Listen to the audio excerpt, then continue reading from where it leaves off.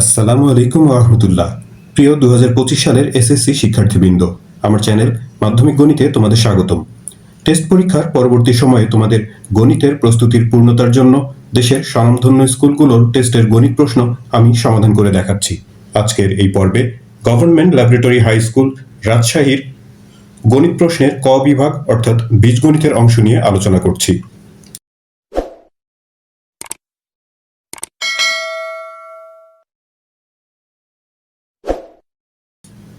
এই অংশে প্রথম প্রশ্নে তোমরা দেখতে পাচ্ছ বলা হয়েছে যে সার্বিক set u is equal to x such as x belongs to n x square less than 50। তারপর a সেট দেয়া আছে, a সেটের উপাদানগুলো ন্যাচারাল নাম্বার আর হচ্ছে মৌলিক সংখ্যা 8 থেকে ছোট। b সেটের উপাদান দেয়া আছে 4 5 আর c সেট বলা হয়েছে যে x স্কয়ারের থেকে x স্কয়ার হচ্ছে 5 থেকে বড় আর x কিউব 130 থেকে ছোট। ক নম্বর প্রশ্নে সি সেটকে তালিকা পদ্ধতিতে প্রকাশ করতে বলা হয়েছে। তো আমরা এখানে প্রথমে সার্বিক সেটের উপাদানগুলো কি কি সেগুলো প্রথমে নির্ণয় করব, কারণ যখন সার্বিক সেট দেয়া থাকে অন্যান্য সবগুলো সেটকে এই সার্বিক সেটের উপসেট হতে হয়। তো এই কারণে সার্বিক সেটের উপাদানগুলো কি কি সেটা আমাদের জেনে নেওয়া দরকার। সার্বিক সেটে বলা হয়েছে যে x such as x belongs to n x square less than 50। x হচ্ছে ন্যাচারাল নাম্বার অর্থাৎ স্বাভাবিক সংখ্যা এবং x এর বর্গ 50 থেকে ছোট। তো এরকম উপাদান কি কি আছে? স্বাভাবিক সংখ্যা হচ্ছে ধনাত্মক পূর্ণ সংখ্যা, সেটা 1 থেকে শুরু হয়। 1 যদি হয় 1 এর বর্গ করলে 1ই হয়, সেটা 50 থেকে ছোট। 2 হলে 2 স্কয়ার করলে 4, সেটাও 50 থেকে ছোট। এভাবে করে 3 4 5 6 7 পর্যন্ত নিতে পারি আমরা। 7 স্কয়ার করলে 49 হয়, সেটা 50 থেকে ছোট। এরপরে 8 আছে, 8 স্কয়ার করলে 64, সেটা 50 থেকে বড় হয়ে যায় এবং পরবর্তী সংখ্যাগুলো আর গ্রহণযোগ্য হবে না। এবারে সি সেট প্রশ্নে বলা হয়েছে যে x belongs to n such as x square greater than 5 এবং x cube less than 130। তো x এর মান যদি 1 হয়, যে সার্বিক সেটের যে উপাদানগুলো আছে সেগুলো নিয়ে আমরা হিসাব করব। x এর মান যদি 1 হয় তাহলে x স্কয়ার হচ্ছে 1ই হয়, সেটা 5 থেকে ছোট। তাহলে প্রথম শর্তটাই মিলছে না, কারণ x স্কয়ারের মান 5 থেকে বড় হওয়ার কথা। তো প্রথম শর্তই যেহেতু এখানে মিলল না, এই কারণে আমরা লিখে দিলাম এখানে গ্রহণযোগ্য নয়। x এর মান যদি 2 হয়, x স্কয়ার করলে 4 হয়, সেক্ষেত্রেও এটা 5 থেকে ছোট হয়, তাহলে এই মানটাও গ্রহণযোগ্য নয়। x এর মান 3 হলে x স্কয়ার করলে 9 হয়, সেটা 5 থেকে ছোট। প্রথম শর্তটা মিলল। দ্বিতীয় শর্তে বলা আছে যে x কিউব লেস দেন 130। তো x এর কিউব করলে x এর মান যখন 3, x এর কিউব করলে 27 হয়, সেটা 130 থেকে ছোট। তো এই শর্তটাও মিলে যায়, তো তার মানে এই মানটা গ্রহণযোগ্য। x যদি 4 হয় সেই ক্ষেত্রে x স্কয়ার করলে 16, সেটা 5 থেকে বড়, আর x কিউব করলে 64 হয়, সেটা 130 থেকে ছোট। এই ক্ষেত্রে দুইটা শর্তই মিলে গেছে, তো তাহলে এই x এর মান 4, এই মানটাও গ্রহণযোগ্য। x যদি 5 হয়, x স্কয়ার 25, 5 থেকে বড়, আর x কিউব 125, সেটা 130 থেকে ছোট, এই মানও গ্রহণযোগ্য। পরবর্তী মান x এর মান যদি 6 হয়, তো সেই ক্ষেত্রে x স্কয়ার 36, 5 থেকে বড়, কিন্তু x কিউবের মান হয় 216, যেটা 130 থেকে বড়, এই মান আর গ্রহণযোগ্য হচ্ছে না। 6 পরে আমরা 7 যদি হিসাব করি, তো সেটাও দেখা যাবে যে সেটার ঘন করলে সেটা 130 থেকে অনেক বড় হয়ে যাবে, যার কারণে সেটা আর গ্রহণযোগ্য হবে না। তো তার মানে এখানকার এই যে 3 4 5, এই তিনটা গ্রহণযোগ্য মান। তো সি সেটের উপাদানগুলো হচ্ছে 3 4 5। খ নম্বর প্রশ্নে আছে যে প্রমাণ করো যে A union B intersection C সমান সমান A intersection C union B intersection C. তো এখানে প্রথম ব্র্যাকেটের মধ্যে 1 2 3 তিনটা অংশ আছে। তিনটা অংশের মান আলাদা করে বের করে বাম পাশের অংশের সম্পূর্ণ মান এবং ডান পাশের অংশের মান বের করে তারপর আমরা দেখাবো যে বাম ডান সমান। তো ইউ সার্বিক সেট সেটা আমরা ক নম্বরে বের করেছিলাম, সি সেটটাও নির্ণয় করেছিলাম। এ সেট বলা হয়েছে যে ন্যাচারাল নাম্বার, x মৌলিক সংখ্যা এবং x হচ্ছে 8 থেকে ছোট। 8 থেকে ছোট মৌলিক সংখ্যা কি কি আছে? 2 প্রথম মৌলিক সংখ্যা, এরপর 3 5 7। 8 এর থেকে ছোট এই কয়টাই মৌলিক সংখ্যা। মৌলিক সংখ্যা মানে হচ্ছে যেই সংখ্যাগুলোকে অন্য কোনো কিছু দিয়ে 1 এবং ওই সংখ্যা ছাড়া আর অন্য কিছু দিয়ে ভাগ করা যায় না। বি সেট প্রশ্নে দেয়া ছিল 4 5। তো তাহলে আমরা এ বি সি তারপর সার্বিক সেট ইউ সবগুলো সেট জেনে গেছি। এখন বাম পাশের অংশে যে এ ইউনিয়ন বি আছে ব্র্যাকেটের মধ্যে, সেই অংশটুকুর মান প্রথমে বের করি। এ সেটের উপাদান, তারপর ইউনিয়ন বি সেটের উপাদান। ইউনিয়ন থাকলে আমরা জানি যে ইউনিয়ন মানে হচ্ছে সংযোগ। এই প্রক্রিয়া চিহ্ন থাকলে এখান থেকে আর এখান থেকে মানে দুইটা সেট থেকে সবগুলো উপাদান নিয়ে তারপরে একটা বৃহত্তর সেট গঠন করতে হয়। তো সবগুলো উপাদান নিয়ে 2 3 4 5 7। এরপর বাম পাশের যে সম্পূর্ণ অংশটুকু এ ইউনিয়ন বি, তার সাথে আবার সি এর ইন্টারসেকশন বা ছেদ, এ ইউনিয়ন বি এর মান বের করেছি আমরা আগে, তারপর ইন্টারসেকশন সি এর মান। ইন্টারসেকশন বা ছেদ মানে হচ্ছে যে কমন নিতে হয়, দুইটা সেটের মধ্যে যে উপাদানগুলো কমন সেগুলো হচ্ছে ইন্টারসেকশনের মান। তো এখান থেকে 3 4 5 দুইটা সেটের মধ্যে দেখা যাচ্ছে, তো 3 4 5 হচ্ছে এই অংশটুকুর মান। এটা আমরা একটা সমীকরণ নাম্বার দিয়ে রাখলাম। ডান পাশের অংশে ব্র্যাকেটের মধ্যে দুইটা অংশ আছে, এ ইন্টারসেকশন সি আর বি ইন্টারসেকশন সি। এই দুইটা জিনিসের মান আমরা আলাদা করে বের করে নিয়েছি। ইন্টারসেকশন থাকলে আমরা জানি যে ছেদ বা কমন নিতে হয়, কমন নিয়ে এই মানগুলো বের করা হয়েছে। সবশেষে ডান পাশের যে সম্পূর্ণ প্রশ্নটা, সেই প্রশ্নের মান বের করা হয়েছে। এই মানগুলো আমরা আগে এই যে উপরে বের করেছি, সেই মান এখানে বসানো হলো। তারপর ইউনিয়ন অর্থাৎ সংযোগ করলে এখানে 3 5 4 5 সব মিলে এই 3 4 5 এই তিনটা উপাদান হয়। তো এটাকে আরেকটা সমীকরণ নাম্বার দিলাম। এখন এই যে 1 নম্বর সমীকরণ, এটার উপাদানগুলো 3 4 5 ছিল, আর 2 নম্বর সমীকরণ যেটা বের করলাম সেটার উপাদানও দেখা যাচ্ছে যে 3 4 5। তার মানে 1 নম্বর আর 2 নম্বর সমীকরণের যে বাম পাশের অংশগুলো, এই যে এখানকার বাম পাশের অংশ হচ্ছে এটা, আর 2 নম্বর সমীকরণের বাম পাশের অংশ হচ্ছে এটা। এই অংশ দুটো সমান হবে। তো আমরা লিখলাম 1 ও 2 হতে পাই এই যে সমীকরণ 1 এর বাম পাশের অংশ আর সমীকরণ 2 এর বাম পাশের অংশ দুইটা সমান। তো সেটা প্রমাণ করা হলো। গ নম্বর প্রশ্নে আছে যে দেখাও যে B prime minus A prime এই সেটের উপাদান সংখ্যা n হলে power of B prime minus A prime সেটের উপাদান সংখ্যা 2 to the power n। B prime A prime এই অংশগুলোর মান প্রথমে আমরা আলাদা করে বের করব, এরপর বি প্রাইম মাইনাস এ প্রাইমের মান বের করব। তো বি প্রাইম যার উপরে প্রাইম অথবা এই যে পূরক চিহ্ন থাকে সার্বিক সেট থেকে সেটা মাইনাস করতে হয়। সার্বিক সেট হচ্ছে ইউ, ইউ থেকে বি মাইনাস। সার্বিক সেটের উপাদানগুলো হচ্ছে 1 2 3 4 5 6 7, আর বি সেটের উপাদান 4 5। এরকম মাইনাস বা বাদ থাকলে দুইটা সেটের মধ্যে যেগুলো কমন উপাদান আছে সেগুলো বাদ দিয়ে প্রথম সেটে যে উপাদানগুলো অবশিষ্ট থাকে সেগুলোই আনসার হয়। তো তাহলে এখানে 4 5 কমন, 4 5 বাদ দিয়ে 1 2 3 6 7 বি প্রাইমের মান। তারপর এ প্রাইমের মান বের করি। এ প্রাইম মানে হচ্ছে সার্বিক সেট থেকে এ মাইনাস সার্বিক সেটের উপাদান, তারপর এ সেটের উপাদান বিয়োগ করলে এখানে 2 3 5 7 2 3 5 7 এগুলো বাদ যাবে, বাদ দিয়ে 1 4 6 অবশিষ্ট থাকে। এবারে বি প্রাইম মাইনাস এ প্রাইমের মান, দুটোর মান আমরা আলাদা করে বের করেছি, সেটা মাইনাস করতে হবে। তো মাইনাস থাকলে এই মাইনাসটা এইভাবে অথবা যে এইভাবে করে বাদ চিহ্ন দিয়েও লেখা হয়। তো এই চিহ্ন থাকলে হচ্ছে যে 1 4 6 যা যা কমন আছে এখানে 1 কমন, তারপর 4 কমন না 6 কমন আছে। তো 1 আর 6 বাদ দিয়ে প্রথম সেটে যেগুলো অবশিষ্ট থাকে 2 3 আর 7 সেগুলো হচ্ছে এর আনসার। এবারে আমরা power of B prime A prime বের করব।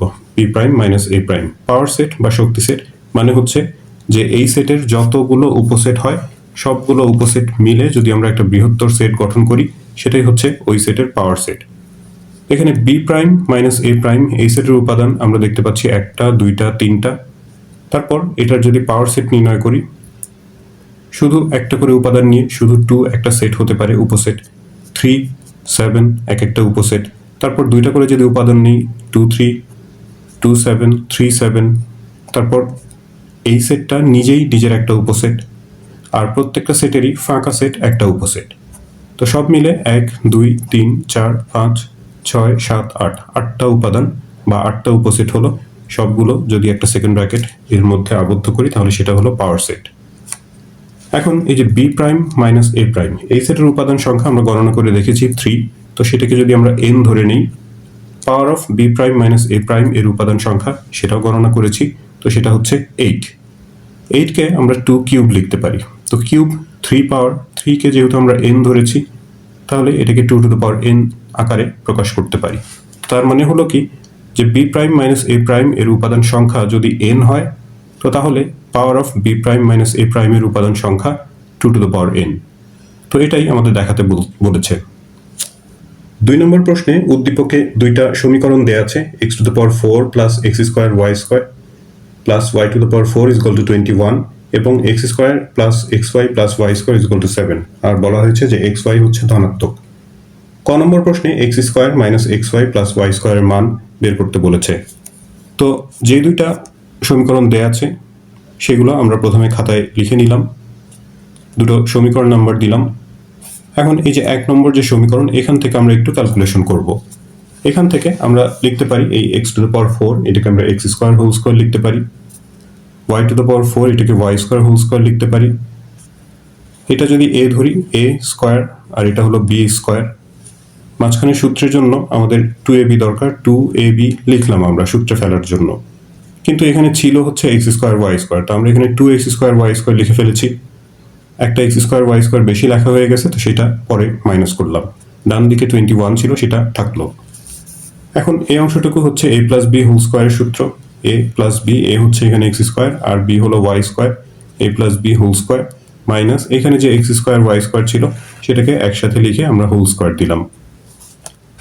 এখন এই প্রথম ব্র্যাকেটের মধ্যে যে অংশটুকু আছে x square plus Y square, এটা পুরোটাকে যদি আমরা এ ধরে নিই এ স্কোয়ার মাইনাস এই অংশটাকে বি ধরি বি স্কোয়ার, এ স্কোয়ার মাইনাস বি স্কোয়ার হচ্ছে এ প্লাস বি ইন্টু এ মাইনাস বি এর সূত্র।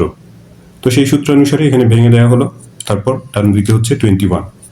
এখন দেখো এই যে এই x square plus Y square plus x y, এটার মান প্রশ্নে ওই যে 2 নম্বর সমীকরণ দিয়ে রেখেছিলাম আমরা, সেখানে দেওয়া আছে, উদ্দীপকে দেওয়া আছে। এটা একটু সাজানো আছে, ইচ্ছা করলে এখানে মাঝখানে আরেক লাইন করতে পারো, x square plus x y plus Y square একটু সাজায় লিখে নিতে পারো, তো সেটার প্রয়োজন আছে বলে মনে হয় না।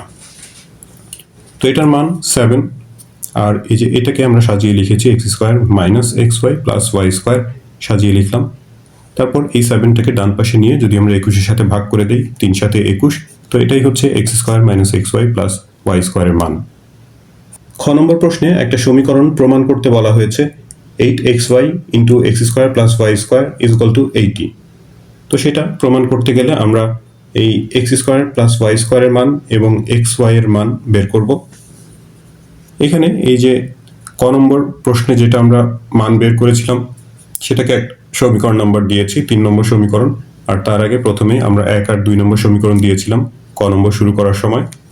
তো সেই 2 নম্বর আর 3 নম্বর সমীকরণ, 2 নম্বর সমীকরণ ছিল x square plus x y plus Y square is equal to 7, উদ্দীপকে দেওয়া আছে এটা। আর 3 নম্বর সমীকরণ আমরা ক নম্বরে যেটা মান বের করেছি সেই মানটা x square minus x y plus Y square is equal to 3। এই দুটো সমীকরণ আমরা যদি যোগ করি, যোগ করলে এখানকার x y minus x y কাটা যাবে, এক্স স্কোয়ার যোগ করে 2x স্কোয়ার, এখানে 2y স্কোয়ার, আর 7 আর 3 হচ্ছে 10। একটা 2 এখান থেকে কমন নিতে পারি, 2 into x square plus Y square is equal to 10। এবারে ওই দুইটা সমীকরণ যদি বিয়োগ করি, 2 থেকে আমরা 3 বিয়োগ করলাম, 2 নম্বর সমীকরণ ছিল এটা আর এটা 3 নম্বর, বিয়োগ করলে নিচের চিহ্নগুলো পরিবর্তন হবে। বিয়োগ করলে এই যে এক্স স্কোয়ার আর নিচের এটা মাইনাস হয়ে গেছে, মাইনাস এক্স স্কোয়ার, এখানকার y square minus y square সেটাও কাটা যায়, আর এটা প্লাস হয়ে গেছে এক্স ওয়াই যোগ করলে 2xy, ডান পাশে 7 থেকে 3 মাইনাস করে 4, তাহলে 2xy এর মান পেলাম হচ্ছে 4। তো এখান থেকে আমরা xy এর মান বের করতে পারি 2টা ওই পাশে নিয়ে ভাগ করে, তো আমাদের এখানে 2xy প্রয়োজন হবে, এ কারণে 2টার ওই পাশে নিলাম না। এখন বামপক্ষ প্রশ্নের যে বাম পাশের অংশটুকু আছে 8xy into x square plus Y square, এই 8টাকে ভেঙে আমরা 2 ইন্টু 2xy ইন্টু 2 যদি লিখি, 2 দুগুণা 4, 4 দুগুণা 8, এভাবে করে ভেঙে লেখার কারণ হচ্ছে যে এখানকার এই যে 2xy সেটার মান আমরা বের করেছি হলো 4, তো সেই মানটা এখানে বসাবো। আর এই যে 2 into x square plus Y square সেটার মানও আমরা আগের অংশে বের করেছি, সেটা হচ্ছে 10। তো এটার মান 2xy এর মান হচ্ছে 4, আর সামনে আছে 2, সব যদি গুণ করি 4 দুগুণা 8, 8 10 80, তো ডান পক্ষ আমাদের এই 80 দেয়া আছে, তো তাহলে এটা প্রমাণ করা হলো। 2 এর গ নম্বর প্রশ্নে এক্স ও ওয়াই এর মান নির্ণয় করতে বলা হয়েছে। তো আমরা খ নম্বর প্রশ্নে এরকম একটা মান বের করেছিলাম 2 into x square plus Y square is equal to 10। এখান থেকে এই 2টাকে যদি আমরা ডান পাশে নিয়ে যাই তাহলে 10-এর সাথে ভাগ হয়ে সেটা 5 হয়ে যায়। খ নম্বরে আমরা এই যে 2xy ইজ ইকুয়াল টু 4 এরকম একটা মানও বের করেছিলাম, এখান থেকেও xy টাই পাশে রেখে 2টাকে যদি ওই পাশে নিয়ে যাই তাহলে সেটাও ভাগ হয়ে 2 হয়। এবার আমরা একটা সূত্র ব্যবহার করছি এখানে, x plus Y whole square is equal to X square plus Y square plus 2xy অনুসিদ্ধান্ত। এক্স স্কোয়ার প্লাস ওয়াই স্কোয়ারের মান আমরা এই যে উপরে বের করলাম সেটা হচ্ছে 5, আর এখানে যে xy এর মান হলো 2, মানগুলো বসানো হলো, এখানে 2 দুগুণা 4, 4 আর 5 9। তো তাহলে x plus Y whole square থেকে ওই পাশে গিয়ে 9 এর বর্গমূল যদি করে দেওয়া হয়, 9 এর বর্গমূল করলে পাবো 3। এটা আবার আরেকটা সমীকরণ নাম্বার দিলাম। ইতিমধ্যে যেহেতু আমাদের 3 নম্বর পর্যন্ত সমীকরণ নাম্বার দেওয়া হয়ে গেছে, এটাকে 4 নম্বর দিলাম। এরপর আবার x minus y whole square এর সূত্র বা অনুসিদ্ধান্ত এখানে ব্যবহার করছি এক্স মাইনাস ওয়াই এর মান পাওয়ার জন্য। X square plus Y square minus 2xy, 5 x square plus Y square মান হচ্ছে 5, তারপরে যে মাইনাস মাঝখানের 2 ইন্টু এক্স ওয়াই এর মান হচ্ছে 2, 2 দুগুণা 4, 5 থেকে 4 বাদ দিলে 1, সবশেষে এক্স মাইনাস ওয়াই স্কোয়ারটা ওপাশে গিয়ে 1 এর বর্গমূল করে 1ই হয়। এটা হচ্ছে 5 নম্বর সমীকরণ। এবারে এই 4 আর 5 নম্বর সমীকরণ দুইটা সমাধান করে আমরা এক্স আর ওয়াই এর মান পেয়ে যাব। প্রথমে যদি 4 আর 5 নম্বর সমীকরণ যোগ করি, যোগ করলে এখানকার ওয়াই কাটা যাবে, এক্স যোগ করে 2x, আর ডান পাশে 3 আর 1 4। তো তাহলে এক্স এর মান হচ্ছে 2 দুগুণা 4, এই দুইটা ওপাশে গিয়ে 4 এর সাথে ভাগ হয়ে 2। এবারে এক্স এর মান যে কোনো একটা সমীকরণ 3, 4 অথবা 5 যে কোনো একটা সমীকরণে বসিয়ে দিলে আমরা ওয়াই এর মান পেয়ে যাব। আবার যদি একটা সমীকরণ থেকে আরেকটা সমীকরণ বিয়োগ করি সেই ক্ষেত্রেও পাওয়া যাবে। তো যেভাবে খুশি। তো এখানে 4 নম্বর সমীকরণে এক্স এর মান বসানো হলো, এখানে x plus y is equal to 3 ছিল, এক্স এর জায়গাতে এক্স এর মান 2 বসানো হলো। 2টা ওই পাশে গিয়ে 3 এর সাথে বিয়োগ হয়ে যাবে, বিয়োগ হলে 1, ওয়াই এর মান হচ্ছে 1। তো তার মানে এক্স আর ওয়াই এর মান যথাক্রমে 2 আর 1। 3 নম্বর প্রশ্নটা আমাদের বইয়ের 3.5 অনুশীলনী থেকে দেওয়া হয়েছে। সাধারণত বোর্ড পরীক্ষায় এখান থেকে প্রশ্ন থাকে না, থাকলেও ছোটখাটো প্রশ্ন থাকে, কিন্তু এখানে পুরো একটা সৃজনশীল দিয়ে দেওয়া হয়েছে। তো এরকম টেস্ট পরীক্ষায় একটু ব্যতিক্রমী থাকে বা একটু কঠিন প্রশ্ন থাকে। তো দেখি কি বলা হয়েছে। উদ্দীপকে আছে যে জায়েদ 5% হারে 10,000 টাকা 3 বছরের জন্য ব্যাংক থেকে ঋণ নিল, উক্ত টাকার সরল মুনাফা নির্ণয় করো। তো এই ধরনের অঙ্ক 9-10-এ যদি অনেকে নাও করে থাকো, ক্লাস 8-এ করেছো। এখানে আসল হচ্ছে যে টাকাটা ঋণ নিল সেটাই হচ্ছে আসল 10,000, এটাকে আমরা পি দিয়ে প্রকাশ করি, প্রিন্সিপাল। মুনাফার হার আর দিয়ে প্রকাশ করা হয়, রেট। 5% দেওয়া আছে, 5% পার্সেন্ট মানে হচ্ছে নিচে একটা 100, 5/100 লিখতে পারি। সময় দেওয়া আছে হলো এন দিয়ে সময়কে বোঝানো হয়, 3 বছর সময় দেওয়া আছে। আমাদের এখানে সরল মুনাফা বের করতে বলেছে ক নম্বরে। সরল মুনাফাকে আয় দিয়ে প্রকাশ করা হয়, আয় এর সূত্র আমরা জানি পিএনআর মানগুলো বসিয়ে যদি আমরা হিসাব করে দেই, এখানে এই যে দুইটা শূন্যের সাথে এখানকার দুইটা শূন্য কেটে দিতে পারি, 100, আর এখানকার 3×5 = 15, গুণ করলে 1500 টাকা। এটাই হচ্ছে ক নম্বর প্রশ্নের উত্তর। খ নম্বর প্রশ্নে আছে যে উক্ত টাকার সরল মুনাফা ও চক্রবৃদ্ধি মুনাফার পার্থক্য নির্ণয় করো। তো সরল মুনাফা আমরা ইতিমধ্যে বের করেছি, ক নম্বরে সরল মুনাফা হচ্ছে 1500 টাকা। তো যদি ক নম্বরে এই অংশটুকু না করা হতো তাহলে এখানে অবশ্যই আমাদের সরল মুনাফাটা আগে বের করে নিতে হতো। তো ক নম্বরে এটা বের হয়ে যাওয়ার কারণে, বের করার কারণে অঙ্কটা এখন ছোট হয়ে গেছে। এরপর চক্রবৃদ্ধি মুনাফা বের করব। চক্রবৃদ্ধি মুনাফা বের করার আগে আমাদের চক্রবৃদ্ধি মূল বের করতে হবে, মূল বা মূলধন, সেটাকে সি দিয়ে প্রকাশ করি। সি এর সূত্র is equal to P into 1 plus r whole to the power n. P হচ্ছে আসল 10,000, আর এর মান 5/100 মুনাফার হার, আর এন সময় হচ্ছে 3 বছর। এখানে এই 5কে 100 দিয়ে ডিভাইড করলে 0.05 হয়, তার সাথে এই 1 যোগ করে 1.05, তারপর 3 পাওয়ার আছে। এই অংশটুকু পুরোটা একসাথে ক্যালকুলেটরে হিসাব করে দিবা, কারণ এখানে যদি 1.05 এর উপর 3 পাওয়ার দিতে হয়, দশমিকের পর অনেকগুলো সংখ্যা আসবে। তো এতগুলো সংখ্যা যদি লিখতে গেলে অনেকগুলো সংখ্যা লিখতে হবে, অঙ্ক লিখতে হবে। আর যদি না লিখে অল্প করে দশমিকের পর অল্প সংখ্যা নিয়ে হিসাব করো, তো সেই ক্ষেত্রে মান অনেকখানি পরিবর্তন হয়ে যাবে। তো এই কারণে এই পুরো হিসাবটুকু একসাথে করাই ভালো। তো হিসাব করলে এখানে 11,576.25 টাকা, এটা হচ্ছে চক্রবৃদ্ধি মূল। চক্রবৃদ্ধি মূল মানে হচ্ছে যে এর মধ্যে আসল আর হচ্ছে মুনাফা সবই আছে। তো এখান থেকে যদি আমরা আসল বাদ দিই, আসল ছিল 10,000, আসল যদি বিয়োগ করি তাহলে চক্রবৃদ্ধি মুনাফাটা কত হয় সেটা পাওয়া যাবে। তো চক্রবৃদ্ধি মুনাফা এই 11,576.25, এটা 25, এখান থেকে 10,000 বিয়োগ করছি, বিয়োগ করলে 1576.25 টাকা হয়। এটা হচ্ছে চক্রবৃদ্ধি মুনাফা। তো আমাদের দুই মুনাফার পার্থক্য বের করতে হবে, অর্থাৎ চক্রবৃদ্ধি মুনাফা আর সরল মুনাফা। চক্রবৃদ্ধি মুনাফা অবশ্যই সবসময় বেশি হয়। তো এই ক্ষেত্রে 1576.25 থেকে যদি আমরা সরল মুনাফা 1500 বিয়োগ করি, 76.25 টাকা পাবো। এটাই হচ্ছে নির্ণেয় পার্থক্য। এই অংশের শেষ প্রশ্নটাতে বলা হয়েছে যে যদি উভয় মুনাফার পার্থক্য 45.75 টাকা হয় তবে জায়েদের ঋণের পরিমাণ কত টাকা হবে। তার মানে এখানে জায়েদের ঋণের পরিমাণ অর্থাৎ আসলটা এবার বের করতে বলেছে। উদ্দীপকের অন্য তথ্যগুলো নিয়ে যেহেতু ভিন্ন কিছু বলেনি, তার মানে মুনাফার হার 5%, সময় 3 বছর, এগুলো আগের মতোই আছে, আমাদের বুঝে নিতে হবে। শুধু এখানে মুনাফার পার্থক্যটা হচ্ছে 45.75। তো যেহেতু আসল বের করতে হবে, ঋণের পরিমাণ বা আসল, সেটাকে আমরা এখানে পি ধরে নিলাম। সূত্রানুসারে সরল মুনাফা পিএনআর, পি এর মান আমরা জানি না, পি ধরা হয়েছে আসল, এন হচ্ছে 3 বছর আর আর হচ্ছে 5/100 অর্থাৎ 5%।